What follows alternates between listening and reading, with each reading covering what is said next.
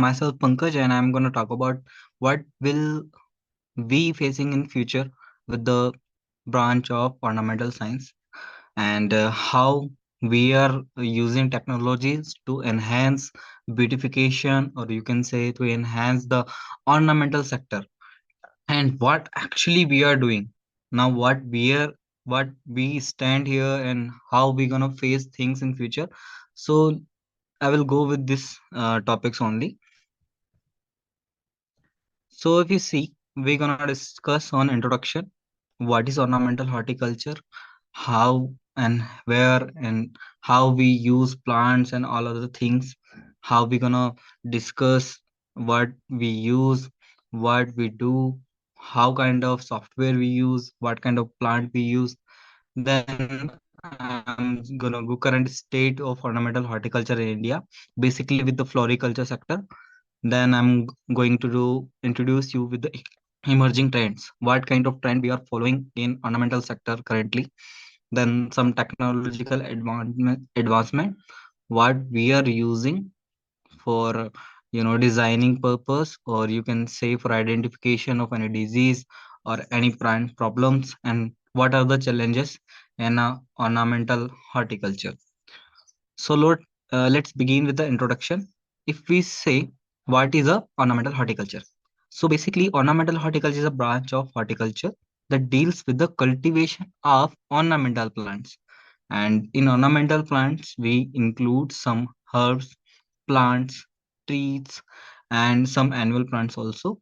Rather than cultivation of any medicinal plant or food, or any other kind of crop, we cultivate flower crops or ornamental plants in ornamental horticulture.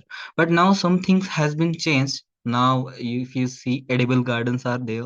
So this type of garden can we can use for food purpose also and for ornamental purpose also. So now we can say that currently we include food also in ornamental horticulture. So in ornamental horticulture, we study about lots of flower, lots of plant, lots of tree, which includes annual, biennial, and perennial plants. So if we see where we state in India, if we talk about ornamental sector in India, our demands, our growing demands, basically we have almost so much market in ornamental sector, because our cultural values also, you can say, in every function, in every ritual, we decorate our home, our gardens, our places with flowers, with loose flowers, with cut flowers. And also for, you can say, we use flowers for, for gifting purpose. Now we can say bouquets and all. So if we see about, future, we can see the past. In past 5 years, we was facing issue with the ornamental sector, but in now we can see we have lots of opportunity in every sector, from our offices to our public places. Everywhere you can see we are demanding beautiful places, we are demanding flowers, we are demanding decorative plants, from my office to my garden to my walking space and my public space.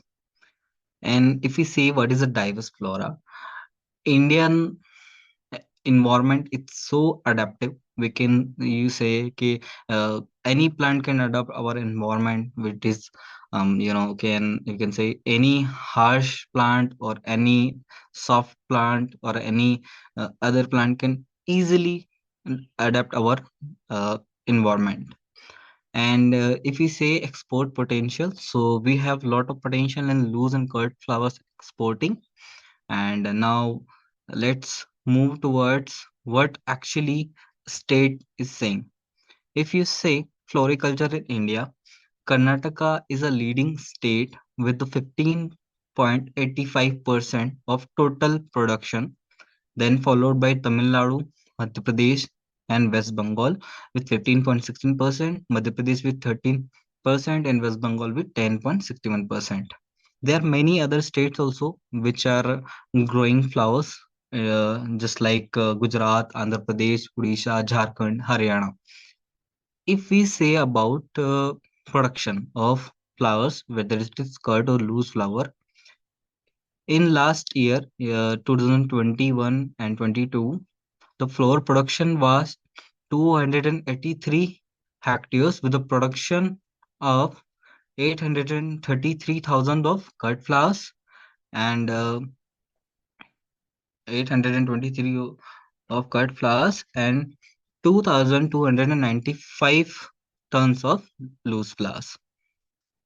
Then now we are going to talk what are the emerging trends or what are the new things we are doing in ornamental science. Previously, we were just taking plants, placing somewhere, having a beautiful place. You can say just using some plants, some flowers to decorate our spaces, our homes, and any other things. But now some technological advancement also there in ornamental sciences, or you can say some trends also comes in the market. So if we see about sustainable practices, so what we are thinking about sustainable practices which directly aims to reduce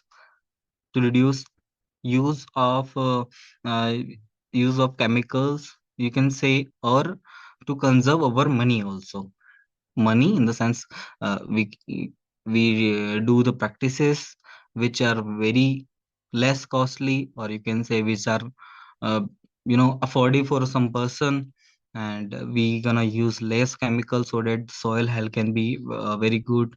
And you can say the organic practices are there. Now we are moving towards the organic farming also. We can say in flower production also, and agriculture sector is completely moving towards organic sector because of excessive use of chemicals. We are facing so much health issues also and environmental issues also. So sustainable practices just included less costly, less use of chemicals, and promoting the organic factors, or you can say organic practices. Now see what is native landscape planting.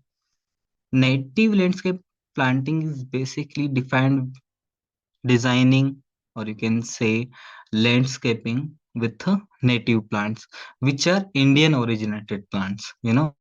Now before what we are doing, we are exporting or we are using exported plants for decorative purposes, but now we are trying to do a better landscaping with our native plants which are very good, which are always blooming, or you can say the evergreen plants.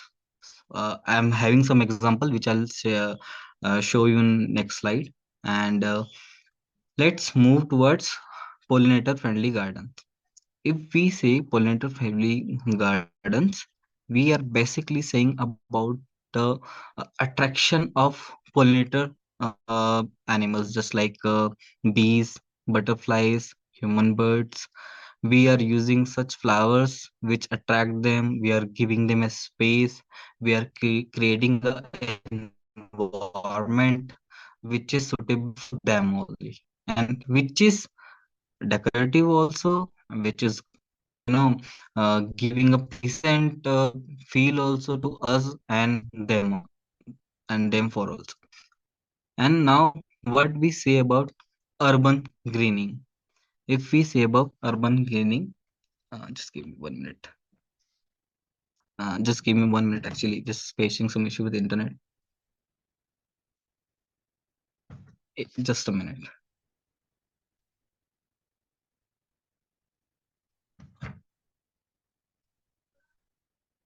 Yeah, urban greening.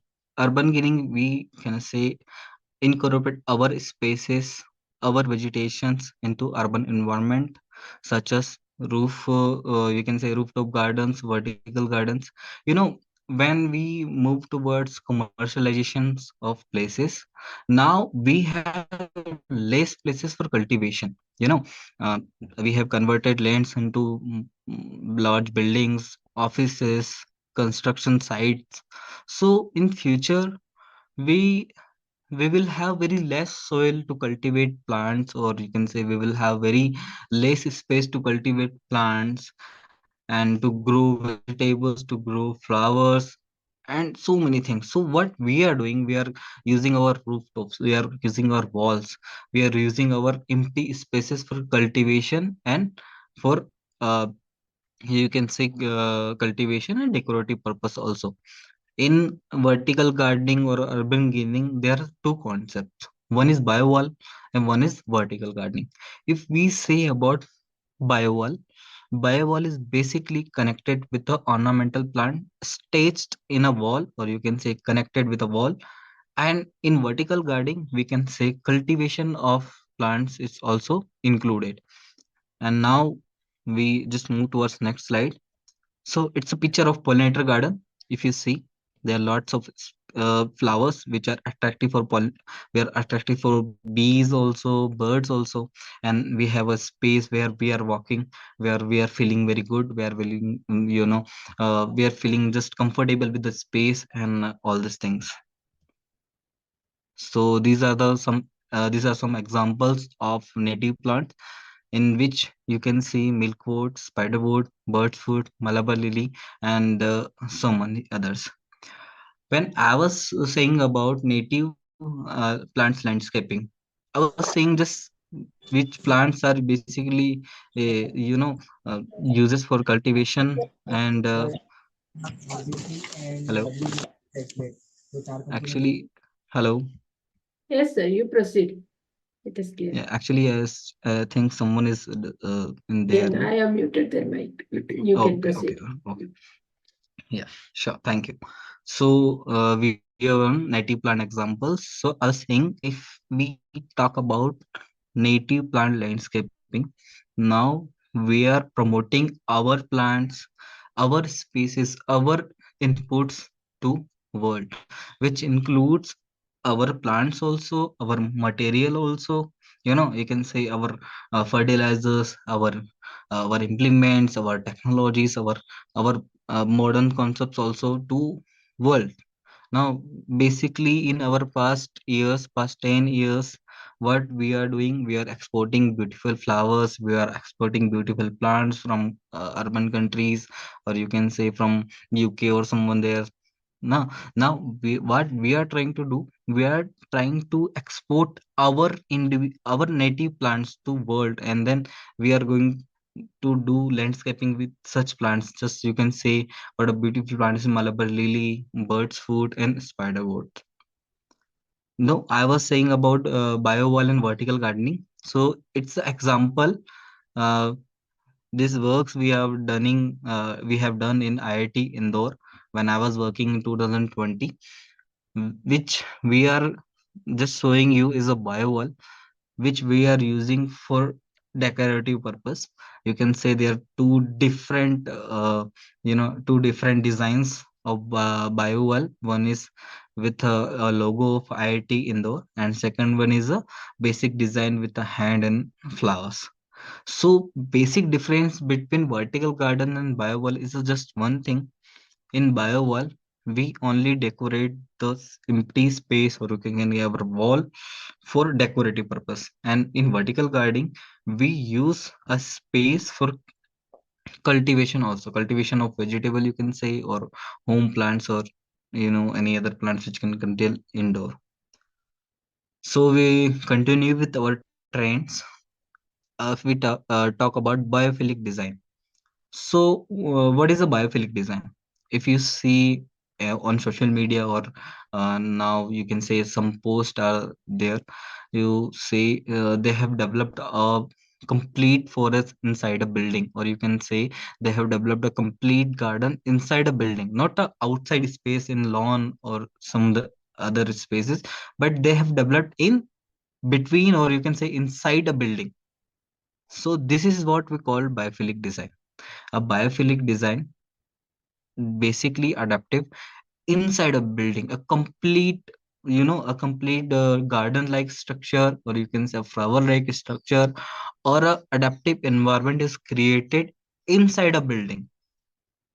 Inside a building, we use flowers which are, you know mm, adaptive for which are less which having a less requirement of sunlight, or you can say we in biophilic design we use LED lights for giving them a proper sunlight for growth. And if we gonna say what is a biophilic design, you can simply say biophilic design is a landscaping process in which we use or we create a beautiful space, a beautiful, a landscaping space inside a building of any building. If we talk about tropical and exotic plants, I'm just saying that native plants cultivation, or you can say native plants landscaping. But in the same parallel universe, we are also using the exotic plants, which are vibrant, which are, lush flowers, which are evergreen to enhance our our spaces, our empty spaces, and our you can say our gardens also. We actually use them for a cultivation where our native plants are hard to grow, where their hardness is used for cultivation, or where hardness is used for beautification purpose, where our plants can't grow easily. Then we are using exotic plants, tropical plants, and these things. And when I was saying about ornamental, with I was introducing about ornamental horticulture, I was saying about edible landscaping. So basically, in edible landscaping, we are generally just use plants which are giving us food also, and which are looking beautiful also. You can say, just take example of salad leaf.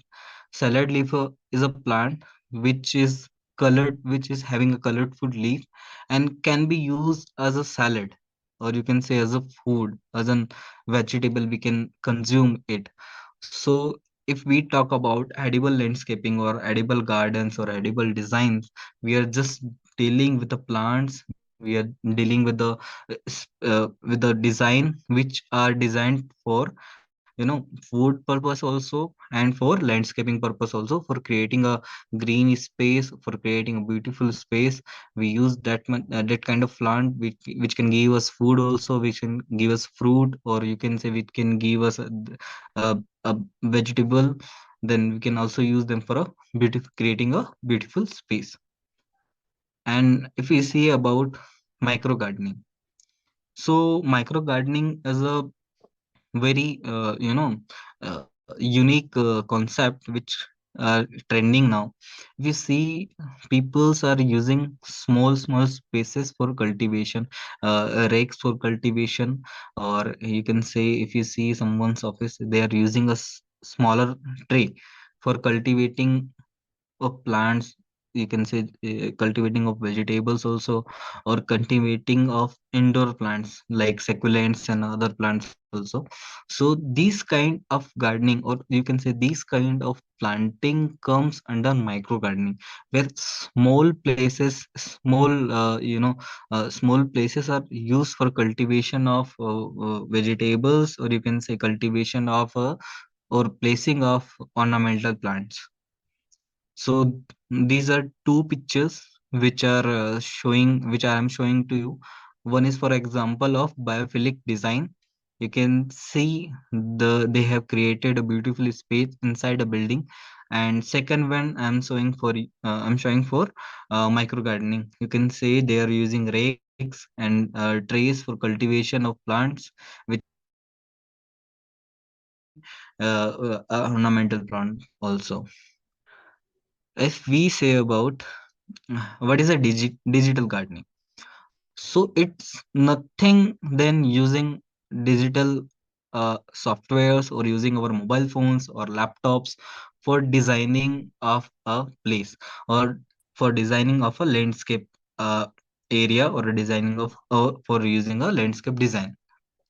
Basically, you can say it's also come under technological advancement, where we use our devices, our our electronic designs, our devices, for creating or designing an area, also for detecting you can say stress, you can say disease, or any kind of problem in plants. So this is just an digital gardening. And if you say climate adaptive plants, So it is nothing more than using that kind of plant which are adaptive to any climate. You can say, if I am using plant which are cultivated, or which are then which are was cultivating in Karnataka, then I am placing them to cultivate in Madhya Pradesh, or placing them to cultivate in UP. That's kind of thing comes under, you know, climate adaptive plants, which can be grown in Karnataka also, Madhya Pradesh also, and you can say they can cultivate it in different kind of environment also. If now this is my technological advancement topic, in which some things which I have already covered in last slides, but I have placed this kind of topics in these slides also for better clarification. So, if technological advancement, we can say, a first thing comes in our mind, which is very trending in these recent years, which is precision agriculture. If you say about precision agriculture, these are these kind of, you can say, agriculture techniques, or in these we use remote sensing, GPS, or you can say observations by drones, latest or you can say computer monitored irrigation system, and complete you can say complete control with computer, or you can say complete control with a device. There is no need for any labor practices. Yeah, less labor is used, but we can say if you use this kind of techniques, remote sensing, you can say GPS, and the drone monitoring, if you say, we gonna require less labor inputs, or we gonna take exact data, or we can say in this kind of agriculture we will have uh, exactly data where or how we can where and how we can use our fertilizers. You can say we can, now I have to give fertilizer, then we can say now I have to irrigate my plants, which are controlled decided by the data which I have observed by using software, or by using GPS guided equipment, by using remote sensing, or by observing them with the drones. Then move towards greenhouse automation.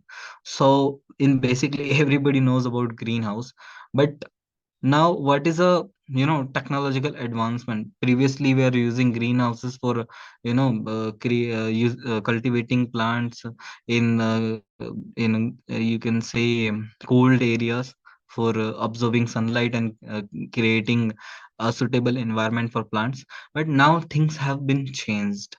Now greenhouses are controlled, greenhouses are completely upgraded with equipments. You can say humidity controller, temperature controller, and irrigation management toolkit. You can say now we are using foggers, we are using drippers for irrigation, we are using softwares for checking humidity, for checking temperature, then controlling it according to according to crop, or according to plant which we have planted in greenhouse. So greenhouse automation is just a thing in which we are going to use we are going to upgrade all the techniques with the latest techniques and with the latest sensors to get our data exactly where we're gonna use it, where we're gonna control things, where temperature is increasing, where humidity is increasing. And now just a minute. Sorry. So when I was saying about biophilic design, I was saying that we are using LEDs to provide a better sunlight for plants. So we can say that LED lights can give a proper light to plants, which which are required for, you can say, photosynthesis for their growth, and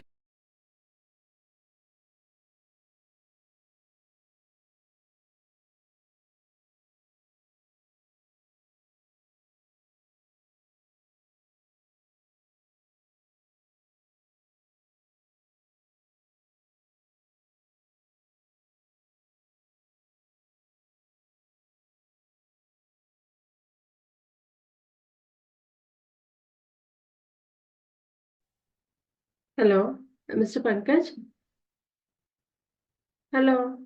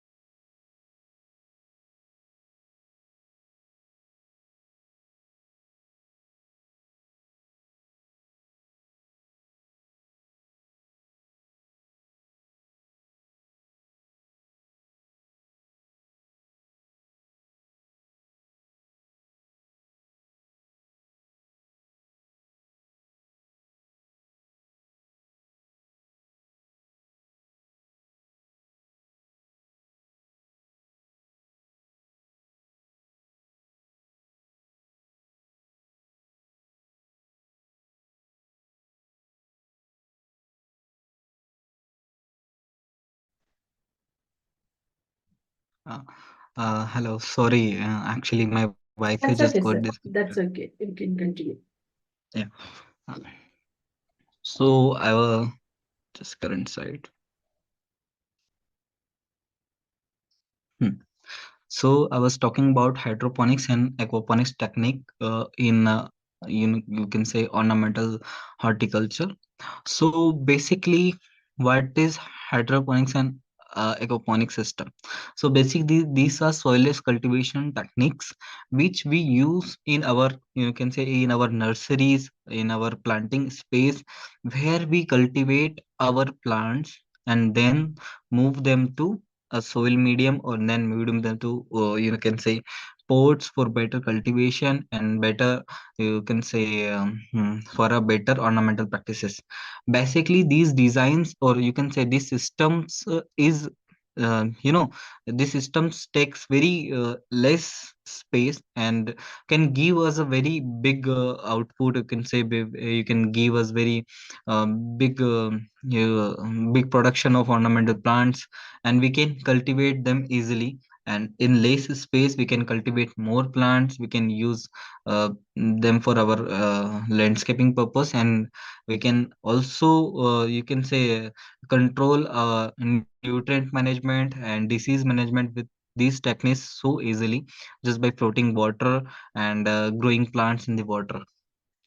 Now, if we gonna take about what is a biotechnological and genetic enhancement in ornamental sciences, so we gonna understand one thing, that in the biotechnological and genetic sector, we gonna create, you can say, we're gonna create hybrid plants, and we're gonna create a plant that is not native to, you can say, the plant which we are growing in Karnataka. So then we will, then we'll do some changes with use of biotechnology and genetics, that can that this plant can adapt a climate, you can say, in Madhya Pradesh also, that climate can adapt in Punjab also. So we gonna use biotechnological and genetics enhancement in development, or you can say in grading, you can say in developing of plant characters, or creating a, different colors, or creating a, uh, you can say, tolerance, or you can say disease resistant, or any kind of, problem we are facing from in plant. Some plants have very low disease resistance capacity. So we can take, or advantage of biotechnological techniques to remove this kind of, this kind of problems, or this kind of incompatibility from the plants, and then we can use them for, you can say, disease free plants. We can get disease free plants. We can get such plants which can be, which we can plant in different climatic conditions, or which we can, use in different kind of places. Then we'll move towards smart irrigation system. So, what is a smart irrigation system? So, in previously, I was talking about precision farming, and in precision farming I was saying that we controlled, or we observe things with GPS measures, drones, and remote sensors using computer softwares. So smart irrigation is just a part of precision farming, in which we use that kind of system which are controllable with computer, or which are controllable with a software, which we observe a data, or which we can say a computer system can observe a data using sensors.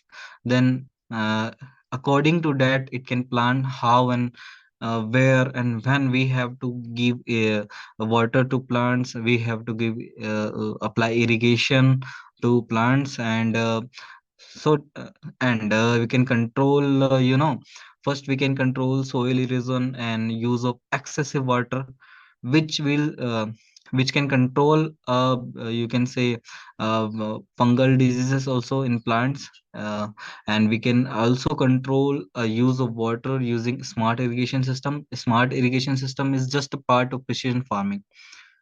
And also we can say plant monitoring app, it also comes under precision farming, in which we use a plant app, you can say a mobile app, to detect any problem in plant.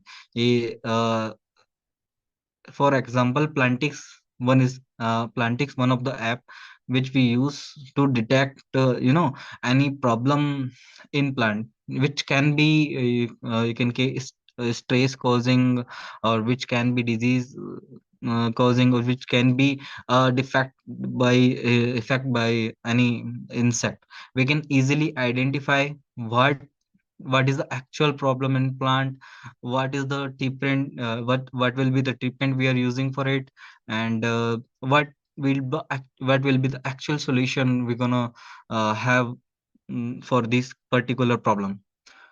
Now we are moving toward vertical farming. When I was which I have cleared in previous slides, that vertical farming is nothing than using our vertical spaces for cultivation of flowers, you can say, for cultivations of vegetables, and much more.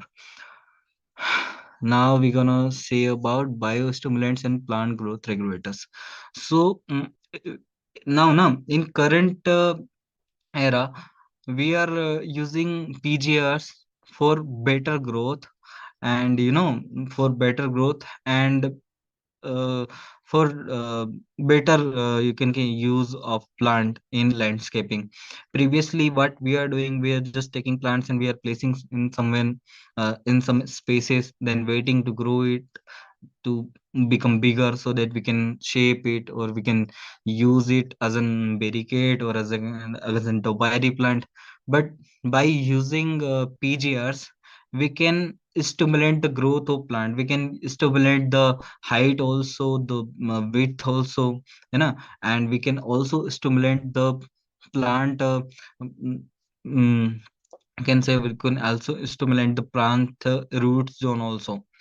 So by using PGR, by using plant growth regulators, we can control the growth of plant which are we is using, whether it is related to root, shoot, or leaf growth. We can use PGR for stimulating the growth, so that we can timely set our plant according to need, or according to shape we are giving to it, and according to use where we're gonna use, and how and for what we are using it.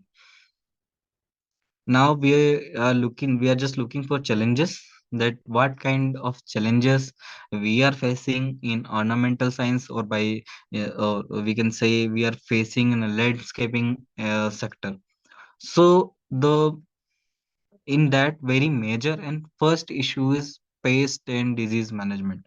You know, most of ornamental plants are cultivated by using asexual propagation method, which are highly affected by disease and pest. You can say disease which are caused by soil also, and you can just say these kind of plant are very sensitive with disease. They are very effective with the viral diseases and fungal diseases. They can easily you can say that any kind of disease can easily affect this kind of plant, just because they are but most of them by most of them was cultivated by using asexual reproduction methods. Second one become when challenges, that is environmental stress. Environmental stress is nothing than when I was saying climate adaptive plants, it's basically defined a plant's requirement, what kind of temperature, what kind of humidity, and what kind of soil plants require for better growth. If we use climate adaptive plants, we can easily say yes, it can adapt any climate and it can grow in any climate. But if we plant some if we plant some that you can plant some plant which are we are growing in Madhya Pradesh, and just we are using them in Karnataka, or we are using in some other places, so it will show a laser growth, or you can say it will be the plant will become dry. So the basic factor was the climate was not suitable for this plant. Environment is not good for these plants. They are they are good they are first growing in that temperature, that kind of humidity, that kind of soil. Then we are suddenly placing them to another environment, or you can say now we are cultivating our flowers in our nursery areas, and then placing them towards outside space directly without any monitoring. We are placing them in other space, which will give plant a shock, and then plant become dry, and suddenly it will be become dead also. So these factors affect ornamental plants so much. Then proper water management. As I'm saying, these plants are cultivated by asexual propagation method.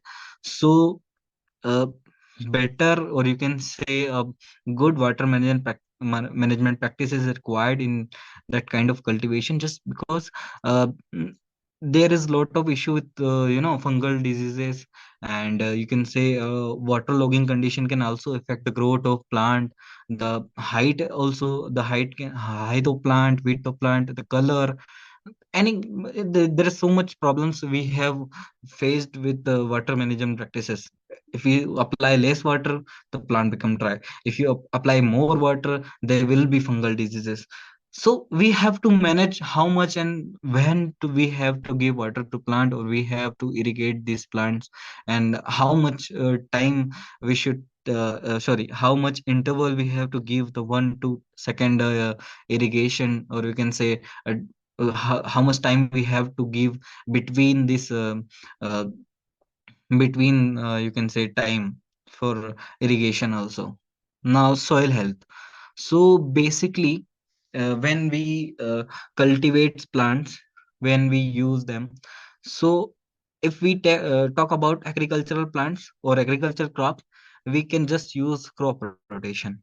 So in first season, I will take cereal crop, and second season I will take oil seed crops, or you can say legume crop, pulses.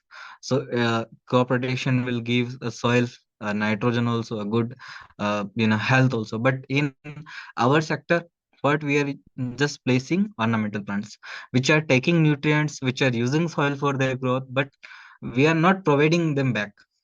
So in our sector, we have to manage soil properly. We have to apply fertilizers properly, we have to apply FIM properly, we have to manage soil practices on time to time basis, so that soil health can be good and it can not affect the fertility of soil later on. And we can say invasive species. So I'll just give one example in about this topic. Uh, Firstly, we have imported a lantana for a lantana for sorry, as an ornamental plant. Later on, excess growth of it converted it converted lantana into a weed. So invasive species, we have to identify that these kind of species will grow more, will replicate faster, and will be affected our native plants also. So we have to you can say we have to identify them properly and on time, and we have to detect them, and we have to control their population so that it not can become weed from a ornamental plant. Then we can say regulatory compliance, labor intensity, and market demand and consumer preference. So regular compliance, you can say importance. Sorry, importing some plants. Then I'm saying just quarantining for some time, just giving it so it can show any effect, or we can say if it's having any disease which can later on affect our plants also. So we have to observe these kind of symptoms in plant which we have imported from any other places, whether it can be a district, whether it can be a a state, or whether it can be a country. When we import some plants or any plant, we should give some time to it, so show a reality whether it cannot, sorry, whether it is not carrying any disease, any pest, or any kind of problem which later on we will have to face in uh,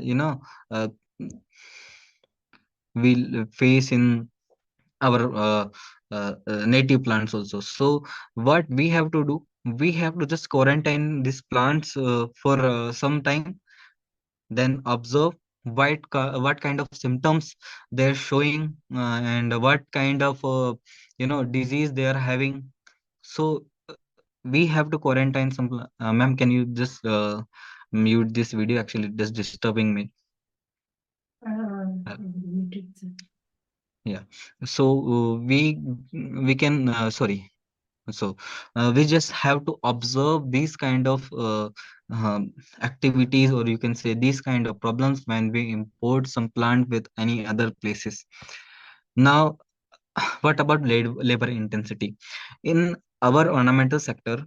Our management of labor is very required, just because our plants need more care, our plants need more observation, our plant need more practices to cultivate, to grow better, or not to die. So just simply saying, in our sector labor intensity is required, whether we have to manage them properly for their management. Also we can say we have to planting them on proper time, we have to prune them on proper time, we have to irrigate them on proper time, we have to also observe how much activity we are doing in this, how much time we are how much labor we are putting on our space. At the same time, if I am having 7 hectare land uh, with the property of a good hotel, which have a large lawn, have a exotic plants, we can have a palm trees. So 4 to 5% can manage that kind of property or that much of property at a time. So I have to use more labor, and I have to use more people to manage it. So what challenge will be there, that every person can't afford computer applications, sensors, remote sensors, to detect a problem in plant, to irrigate them properly, or you can say to manage them properly. For some time we should, or we have to give a complete you can say we have to provide a complete care with a with a labor only. Just using persons to manage my property, to manage my area, to manage my plants, whether it comes with their maintenance, whether it comes with their growth, whether it come with their planting. So these things can affect our sector too much. Then comes our marketing and consumer preference. So if I'm saying about marketing, consumer, and their preference, if we talk about marketing, so first we have to see what we are looking for. Am I a landscaper which is providing them just a design, or am I a gardener which is I am providing them just to plant or service, or am I a agency which are targeting my audience for my purposes, for development or maintenance? So right time I have to identify where I should give my efforts, where I should give my time to get some supplies or get some income from it. When if say I am working as a landscaper, if I give my time on that space where you can less space, people are uh, less conservative in you can say in investment also. So I will not give my time on that area, just because I know some practices, some little bit efforts can make this area good. But when I'm looking for a bigger place, when my goals, or you can say my visions are working for a bigger property, so or you can say my vision is to supply my plants in larger amount, so I have to identify where my customer is and how much he is required. So for better market demand and consumer preference, I have to identify first my who is my customer, what he need, whether he needs assistant in planting, whether he need assistant in designing, whether he needs assistant in flowering or planting material, or any kind of any other kind of the services he need. So I have to I have to track my audience where, or I have to track my customer where I have to give my time for that, whether it comes with landscape designing, whether it comes with giving them a flowers, giving them a loose flower, cut flowers, giving them planting material, giving them my plants. I have to identify my audience properly, where I have to give, or my customer properly, where I have to give my efforts, where I have to give my time. Thank you very much, everyone, for giving me this opportunity. Actually, for shortage of time, I will not be available for FAQs. You can DM me on my email also and my number also. Ma'am can share it with you. I can give my PPT also to ma'am. So thank you very Uh, much, ma'am. Thank Hand you, it over thank to you. you, thank you very much, sir, for a wonderful And sorry for that presentation. issue actually. That's okay, no problem. On behalf of Yeah. agricultureinformation.com, we like to thank Mr. Pankaj Harsora for the talk and for the talk. And I like to also thank all the participants in the meeting. This meeting will now be closed. Thank you. Thank you very much, sir. Thank you, ma'am.